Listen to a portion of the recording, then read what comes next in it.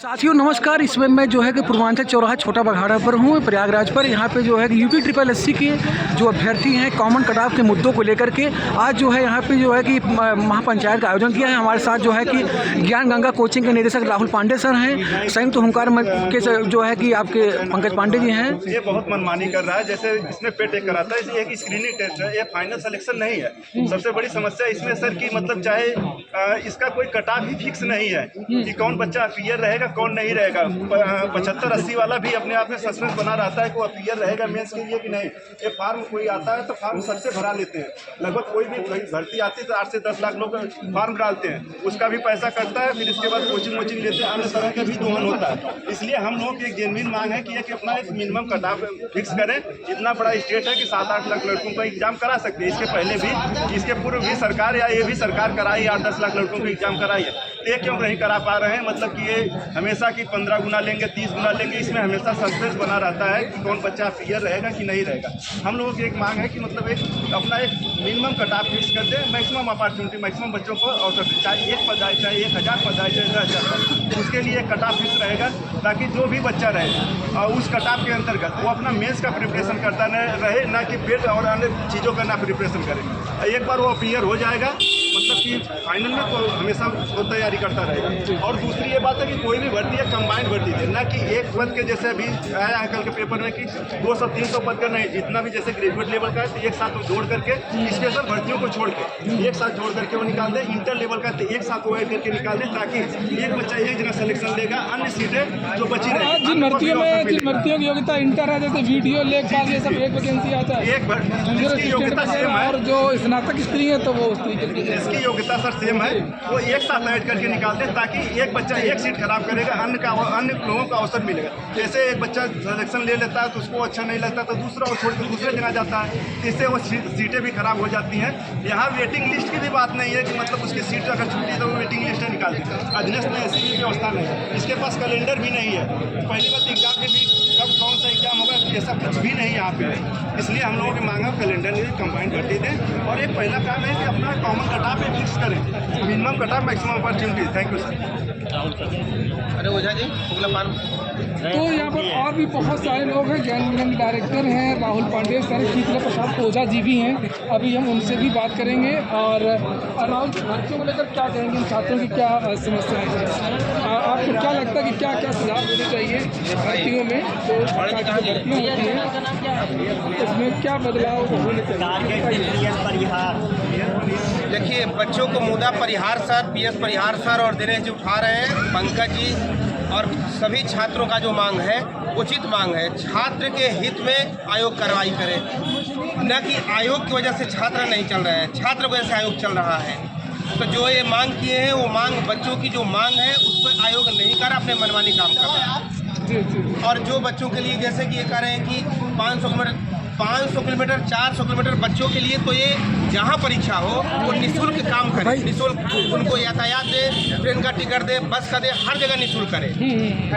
क्योंकि आपको बता रहा हूँ कि जैसे कि आप मठ में करा रहे हैं, कुंभ में फ्री करा दे रहे हैं, तो छात्र के हित में क्यों नहीं करा रहे हैं। ये छात्र के हित में हर काम होनी चाहिए, सरकार का दायित्व है, इस पे नहीं कर रहे हैं। जी ओझा जी, आप क्या कहेंगे भर्तियों को लेकर के, आपकी समस्या की भर्तियों को लेकर के बोलिए। जो प्रतियोगियों ने कहा इनकी बातों का हम तहे दिल से समर्थन करते हैं और राहुल सर भी हैं। और जो ये बेरोजगार नौजवान छात्रों की पीड़ा है, माननीय मुख्यमंत्री और आदरणीय प्रधानमंत्री जी को विचार करना होगा, सोचना होगा, समझना होगा। जानते ही हैं कि उत्तर प्रदेश में बेरोजगारी आज चरम सीमा पर है, देख ही रहे ना। और ये कॉमन कट ऑफ को लेकर के चाहे लोक सेवा आयोग की बात हो, चाहे उत्तर प्रदेश अधीनस्थ की आयोग की बात हो, जब हमारा माध्यमिक शिक्षा सेवा चयन बोर्ड था ये कट ऑफ देता है, आखिर इन दोनों आयोगों को देने में क्या दिक्कत है। इन दोनों आयोगों में। इससे छात्रों के बीच में और आयोग के बीच में, सरकार के बीच में छात्र, जो प्रतियोगी छात्र नौजवान भाई बहन हैं, कहीं न कहीं अविश्वास पैदा होगा। अगर सरकार इस पर विचार नहीं करेगी तो 2027 में इस भारतीय जनता पार्टी की सरकार को उखाड़ के बहाएंगे और जो बाबा जी सपना देख रहे हैं प्रधानमंत्री का, सीधे उनको गोरखपुर मठ में बैठाने का कार्य उत्तर प्रदेश का नौजवान करेगा। इस बात को समझ लीजिए। मैं, क्योंकि कहा भी गया है कि जनगण मन पूछ रहा है दिल्ली की दीवारों से हम कब तक गोली खाएंगे सरकारी पहरेदारों से, बताइए आप ना। तो मैं चाहूँगा कि हमारे बीच प्रसाद ओझा जी थे जो छात्रों का समर्थन कर रहे हैं। हो गया आप लोग और बनाइए। तो यहाँ पर कुछ और भी लोग हैं, हम उनसे भी बातचीत करेंगे कि आप बताइए भर्तियों को लेकर के जो सरकार का सिस्टम है। अभी बहुत सारे छात्र बता रहे थे कि फीस से बहुत ज़्यादा फास्ट हो रही है, सेंटर बहुत दूर जा रहे हैं, परीक्षाओं में 10-10 साल लग जाते हैं। क्या कहेंगे इसको लेकर के? सबसे पहले तो आपका बहुत बहुत धन्यवाद कि जो आप हमेशा हम लोगों की बातों को, हम लोग की आवाज़ को उठाते रहते हैं। जी जी, बहुत और बहुत से यूट्यूबर हैं, बहुत से चैनल वाले हैं, लेकिन छात्रों के हित में कोई नहीं होता। केवल सिंगल इकलौते आप इलाहाबाद में, क्योंकि हमेशा मुखर होकर के हम लोग की आवाज़ उठाते हैं। वो चाहे UPSC की बात हो, UPSC की बात हो, UPSSC की बात हो या माध्यमिक की बात हो, आप हमेशा उठाते रहते हैं। और हमारा पूरा छात्र समूह आपका जो है धन्यवाद करता है। हम ये कहना चाहते हैं सर कि अजीनस जो है सबसे पहले तो कॉमन कट ऑफ करें, क्योंकि जैसे इतना दूर दूर सेंटर बना देते हैं और ज़रूरी नहीं कि आपकी प्रिपरेशन बहुत अच्छी हो और हो सकता है आपकी तबीयत खराब या कोई प्रॉब्लम आ जाए, इतना दूर सेंटर आपका रहता है, आपको पेपर अच्छा नहीं होगा। और उसके बाद पता लगा आपकी जितनी भी वैकेंसी आएंगी सबसे आप वंचित हो जाएंगे। और सबसे बड़ी बात ये कि इनको जितनी भी वैकेंसी है एक साथ इनको निकालना चाहिए अध्यक्ष का, इधर लेवल अलग कर देना, जैसे इधर का ग्रेजुएशन का पता लगा कि आपने अलग अलग किया, अलग कट ऑफ आप बनाते हैं और वैकेंसी आप कभी 200 देंगे, कभी 300 देंगे, पता लगा कि वही बच्चे हर वैकेंसी में इन्वॉल्व। जी जी, हाँ, कॉमन हो जाते, बच्चे कॉमन हो जाते हैं, सब कॉमन हो जाएंगे। और एक चीज़ और इनको टाइम टेबल निकालना चाहिए। टाइम टेबल बहुत ही जरूरी है, क्योंकि जब तक आपका शेड्यूल नहीं सही रहता है, पता लगा कि कोई पंचवर्षी 3 पंचवर्षी लग जाता है इनको एक रिजल्ट क्लियर करने। और पारदर्शिता पूरी अपना वैकेंसी कराएं, पेपर बनाएं, इनके पास एजेंसी क्या रहती है, क्या इनके जो कमेटी के लोग रहते हैं कैसा क्वेश्चन बनाते हैं, उसमें गलत क्वेश्चन डालते हैं और उसको लेकर के विवाद होगा, हम लोग कोर्ट जाएंगे, वो डिले होगा। तो हर चीज़ जो है सही करके रखें। और हम कहते हैं जी, आयोग के एक सेकंड, आयोग के पेपर में इतनी गड़बड़ियाँ हो रही हैं, ये आश्चर्यचकित है जी। मतलब आयोग के पेपर में एक बार अभी फिजिकल एजुकेशन का आंसर की आया इतनी खराब, फिर वो 70-80 क्वेश्चन करेंगे। हाँ, और इसके बाद बदल का दूसरा मतलब एक उनके आयोग के ऊपर अगर उठा सवाल तो बहुत बड़ी बात है।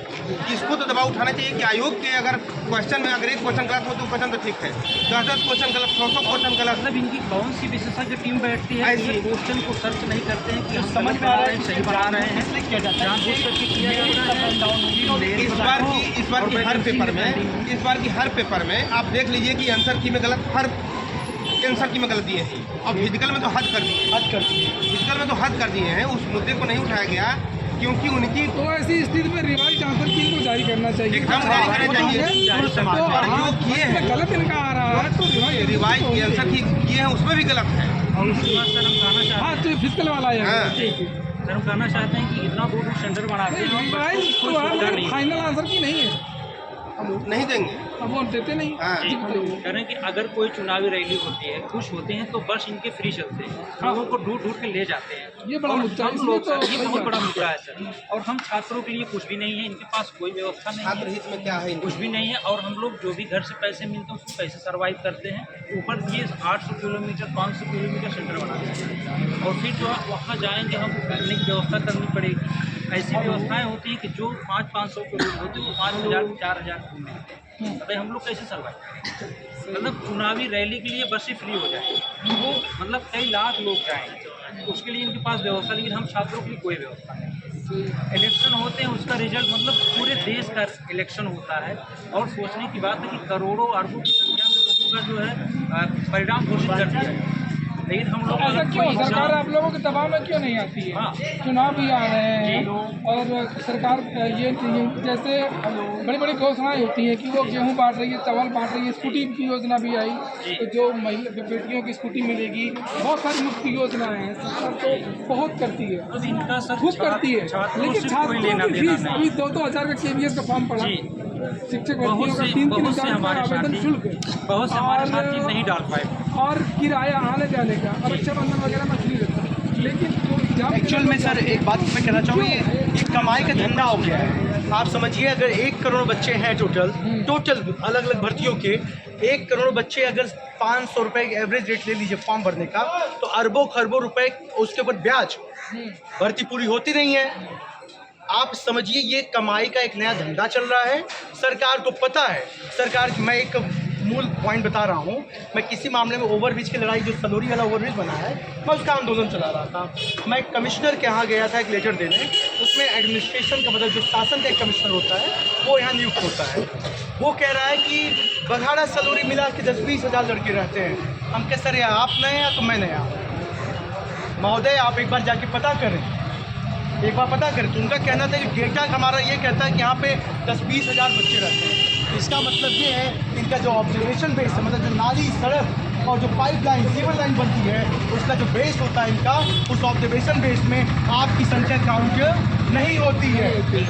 ये संख्या यहाँ की लोकल मकान की काउंटिंग होती है।